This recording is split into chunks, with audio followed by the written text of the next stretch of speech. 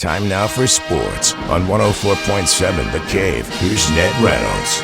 Mike, the intern, Ned Reynolds, in the studio on a very important Red Friday. Just 2 games remain for the Kansas City Chiefs to make history, but it starts and has to go through the Buffalo Bills at Arrowhead on Sunday. What are the odds right now? The odds for the Kansas City game are really, it's a pick'em, but the Chiefs are favored by 1.5. This Final Four, Mike, as everybody knows, there are only 4 teams in the offing, and that'll end on Sunday night when the Super Bowl Championship 2 teams will be announced. And who's it going to be? Well, Philadelphia plays Washington first on Sunday afternoon, and Philadelphia is about a 6-point favorite in this one. I tell you, the Washington Commanders are not to fool around with. I'm not convinced that they're there yet. They're a young team, but they have certainly proven themselves with some significant victories, including that one over the Detroit Lions. That was a big, big deal. And they played Philadelphia twice this year. They're both in the same division and split the games. So with Jaden Daniels at quarterback, they'll be a good ball club. The Chiefs in Buffalo didn't need to say anymore. They did play once this season, and it was a regular season game, obviously, and that was in Buffalo, and the Bills won that one. I won't say convincingly, but they did win the game. And they and the Chiefs have played, 3 other times here in the playoffs in the last several years. They are our playoff rival. I mean, they are. For up until a year or 2 ago, it was the Bengals as well, but now it's just going to be Buffalo. Baltimore. Yeah, well, obviously Baltimore as well, but yeah, definitely those 3. Now it's kind of become a trio. But it's just the anticipation, the anguish, and then the blood pressure. I'm just trying to remain as calm as I can up until Sunday at 3 when Ned Talk starts, and then we'll. That'll really raise your blood pressure. Then we're not well. You guys are an exciting show, and if you haven't tuned in, you don't know what you're missing. All right, it's just noise in my opinion, and it's I hate to see this because I think where the Chiefs are is deserved, but everyone else is not happy, thinking that we're getting calls, and it's hit mainstream media for the most part. What it is to me, confirmation bias. That's exactly what it is. Tell you what the circumstance is, and you're old enough to have been through some of it. I'm old enough to have been through almost all of it. Back in the 1950s, 40s, and 50s and 60s, when the Yankees were so dominant, everybody hated the Yankees. This with the Chiefs is utter nonsense. And, in fact, I blame my profession for it. Do you not have anything else to write about than this? People, get off your fat behinds and get out there and get some stories. This isn't one of them. The allegation from the media is that, the Chiefs are hated by everybody and blah, blah. That's rubbish. They aren't. They happen to be the most popular team in the NFL. The TV ratings prove this every time out.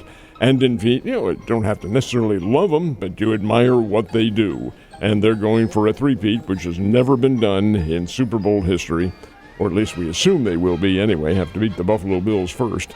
But This is typical American sports fans' nature to do away, say nothing but bad things, and criticize the championship teams and do it all you want. But come on, they prove it on the field. It's nonsense, and I wish it would stop. I wish it would too. You're 110% correct. I think it's really interesting that these guys are leaning into what most of these conversations start with is a bunch of salty fans on forums somewhere, and then it builds and builds and builds and builds. Again, confirmation bias, like I said at the beginning. But Nick Wright said the best. There are 32 billionaire owners.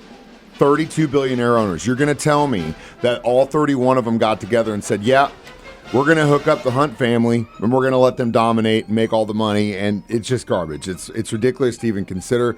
But again, like I said, it's just noise. And you have to also consider this, and I think most of those owners are aware of this. The Hunt family is responsible for the AFC and the AFL. They may not have gotten credit for it, but it was their immediate investment in this new league back in 1960, 59 and 60, that really made the difference. So no, any criticism is unwarranted. Salty fan bases. The Cardinals have 3 prospects named in Baseball's America's Top 100. When can they start on the big team? Well, there could be that one of them does get at least a shot at starting the 3. Now, this is interesting, too, because Baseball America, which is the kind of the Bible, so to speak, of Major League Baseball, has 100 top prospects, and only 3 of them are from the Cardinals. That doesn't speak very well for the minors. Okay, the 3. Who are the 3?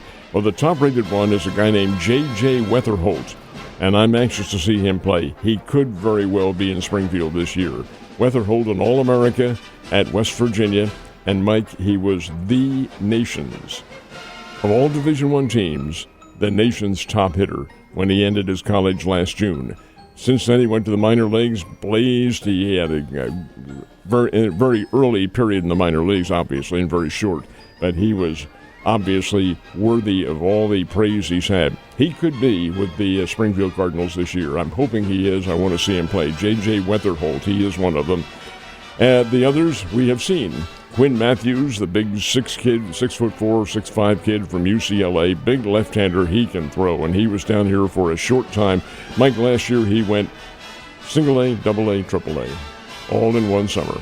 And that's pretty doggone good. You don't do that. No. He could very well be with the big club. I'm hoping that's the case. And again, might not be, but because he still has some seasoning to do, but nonetheless. And then Tink Hens, who we have seen down here for a couple of years now, he is considered the 3rd of the top prospects. Cardinals Nation, just keep in mind that your Springfield Cardinals almost won the whole damn thing last year, and that's a good sign for the future.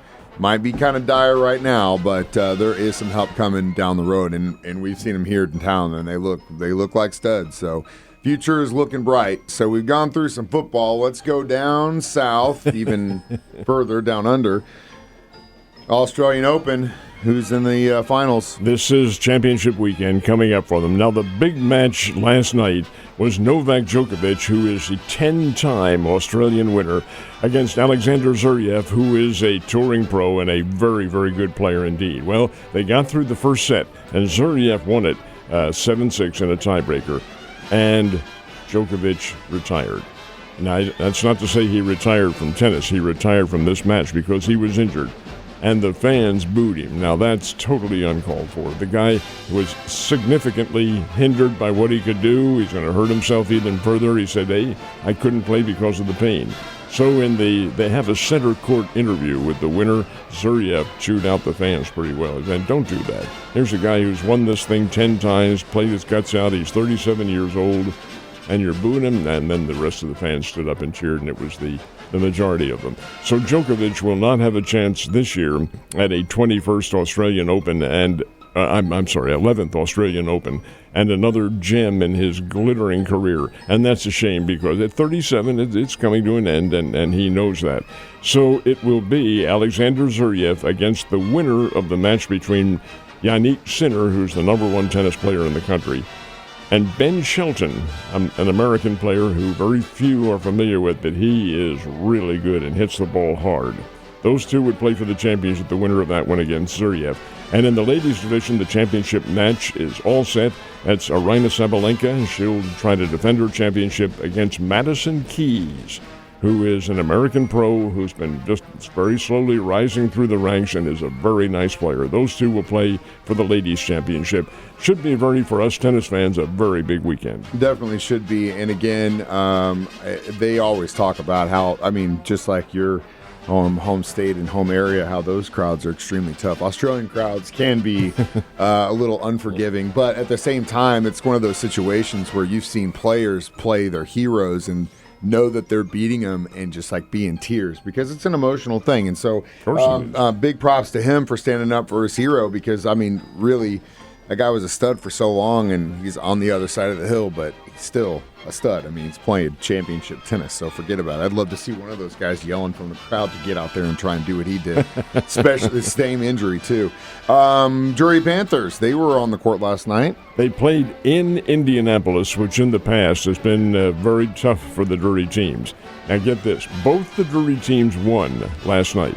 Both of them won, beat the Indianapolis Greyhounds, both the ladies and the men. And you combine the total points of the victories, and it's 5. The Lady Panthers came from behind and won by 2 points over Indianapolis, 58-56. So the men play a similar game. They're down to Indianapolis, come back, take the lead, and win by 3. So you have a 5-point total victory for the Drury teams. That was 80-77 in the men's match, 58-56 in the women's match. But the Panthers, they come out with big wins, and later on, as the month of January progresses and February comes on, those are big wins as far as your postseason seeding is concerned. Definitely, and it's looking a lot better for the Panthers than it is for the Bears right now. All right, it is again championship weekend. That means we have the NFC Championship game on Sunday, Commandos, Eagles, and then right after that, we're during it. We've got Ned Talk starting at 3, right? 3 o'clock. 3 o'clock, the crew will be here, and we'll preview the Chiefs game, which will kick off about 5:30 up at Arrowhead, and which will be heard. But, Mike, you might explain very quickly how that game, it is on the station, yes, but it won't be your familiar announcers. So, again, Ned Talk starts at 3. We will have the Chiefs Radio Network pregame that goes from about 4 till right at 5:30, because since the NFL rules dictate championships go through Westwood One, AFC Championships, NFC Championship, or Westwood One properties. We use their broadcast, so we'll have them for the play-by-play, and then following the game, we'll cut back with the Chiefs Radio Network for the post. Interestingly enough, up in Kansas City, that doesn't exist because the Kansas City local broadcast will have Mitch Holdus, but you can't put that on that network. That's and again, it's just in the Kansas City metro, and that's TV and radio, but that's it. They can't do it outside of the network. If you have a buddy in Kansas City who wants to be nice and call you and put it on the phone, I guess they could do that too. They want to hear touchdown. Well, trust me, we'll see. Depending on what happens, we'll have plenty of audio from him after the fact. So, again, it's Red Friday. Go Chiefs. Go Chiefs.